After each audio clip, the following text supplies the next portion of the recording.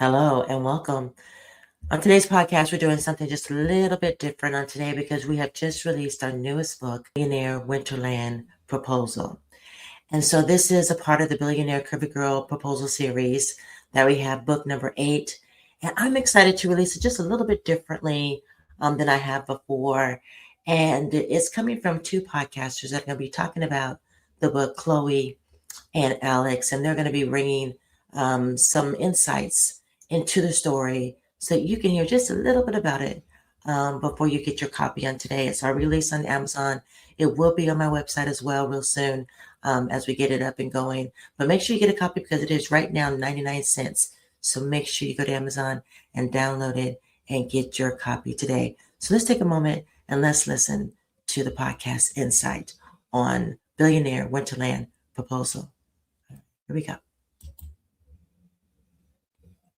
Welcome to the podcast. Today, we're diving into Elaine Fran's heartwarming holiday romance, Billionaire Winterland Proposal.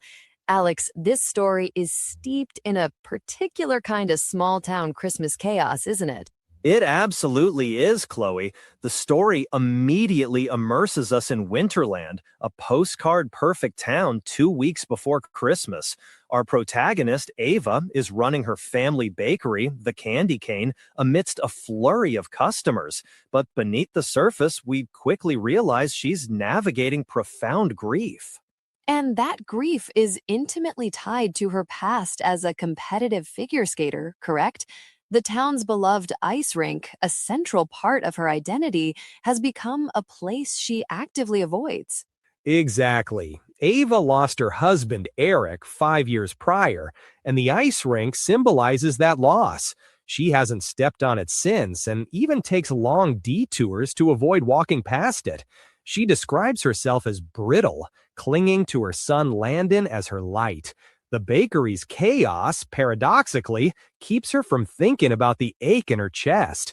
We also learn that the community looks to her for their favorite holiday treats, which adds pressure. So, Winterland is a place of beautiful, familiar memories. But for Ava, it's also a constant reminder of what she's lost. How does our other main character, Jack Laurent, fit into this already complex picture? Jack enters the scene as a mysterious billionaire who's just bought Winterland Lodge, seemingly to disappear from public scrutiny. He's also a single father, trying to navigate his own grief and protect his son Theo after a difficult divorce. Their first encounter is at Miller's Market, a chaotic collision involving marshmallows, imported olives, and their 2 sons. And that first encounter sparks an undeniable, if unwelcome, connection. What do you make of Jack's initial guardedness and Ava's reluctance to engage? Jack is extremely wary of connections, seeing them as messy and leading to hurt, echoing his past. He's described as conflicted, guarded, a storm held behind dark eyes. Ava, similarly, is emotionally armored, preferring the predictability of her bakery to the vulnerability of new relationships. Yet, the story highlights this spark between them, a recognition of shared pain and resilience that neither of them anticipated. They see each other as kindred spirits navigating parental duty. This leads us to the delightful Operation Christmas Match. How do the children, Landon and Theo, drive the plot forward with their innocent yet highly strategic matchmaking efforts? The boys are brilliant. They sense the sadness and isolation in their parents and immediately identify a solution. Their Operation Christmas Match involves engineered coincidences, a forgotten sled, a strategic cocoa delivery to the bakery, and inviting their parents to the duck pond. They want their parents to connect because they themselves have found a deep friendship, seeing each other as future brothers. So the children are essentially forcing these two guarded adults into situations where they can't help but interact and, more importantly, witness each other's vulnerabilities. The duck pond scene, for instance, seems pivotal. It is. At the pond, Ava and Jack are initially awkward, but they observe their son's joy, and a subtle intimacy begins to form. Jack admits Theo doesn't connect with kids easily, and Ava confides Landon needed this too. They find common ground in their parental concerns, leading to Jack's smallest smile, which Ava finds unexpectedly dangerous. And the shared chaos of decorating gingerbread at the bakery further solidifies this tentative connection, right? It shows a different side of Jack. Absolutely. Jack, the CEO, who's ill-suited for detailed work, hilariously struggles with a piping bag, creating a load-bearing meringue. Ava finds his incompetence endearing, and they share a moment of genuine collaboration and laughter. He even admits missing Theo's first steps, expressing regret that he chased a finished product instead of being present.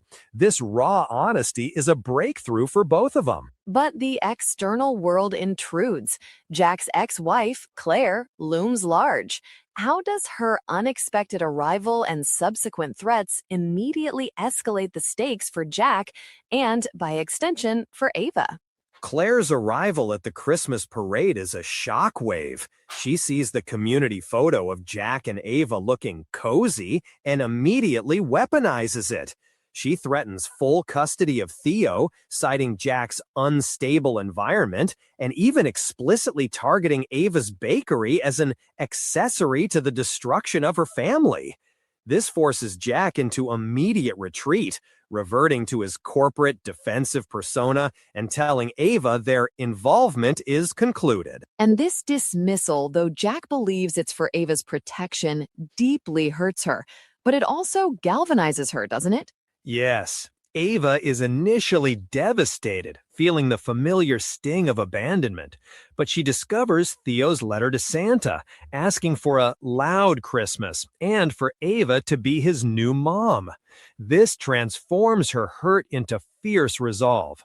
She realizes Jack is running from vulnerability, not just Claire, and she's determined to fight for the future those boys deserve, and for her own chance at happiness. She decides she won't let him push her away a second time. So, Ava confronts Jack, articulating her love and her willingness to fight for a messy and difficult and amazing future. How does this shift their strategy against Claire? Ava's confession, along with Landon's panicked plea to Jack not to take Theo, forces Jack to commit. He realizes running is what Claire wants. Their new strategy is radical transparency and unwavering commitment, leveraging Winterland itself as evidence of his stability. The Taggart family's unwavering support, agreeing to testify to Jack's genuine care, further solidifies this new approach. They realize they must fight together, in the open. This leads to the wonderfully chaotic matchmaking presentation at the Christmas Eve tree lighting.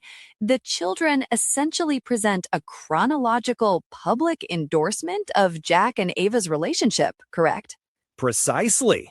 The matchmaking elves detail their Operation Christmas match in front of the entire town, turning Claire's attempts to portray Jack and Ava as a flimsy holiday romance into a heartfelt tale of family.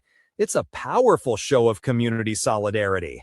Amidst this, Jack, facing Claire's lawyer, seizes the moment to propose to Ava, making a public stand for their future. But just when it seems they've achieved their public triumph, another ghost from Jack's past appears, his first ex-wife, Elizabeth. What new complication does she introduce? Elizabeth's appearance is a chilling twist. She confronts Jack, subtly threatening to use his history of 2 divorces, 1 dead wife, and now an impulsive engagement to a baker against him in family court.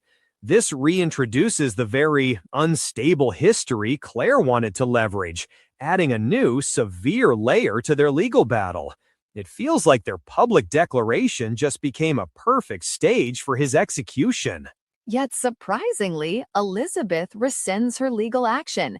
What ultimately motivates her to do so, and how does this pave the way for Jack's grand gesture to Ava?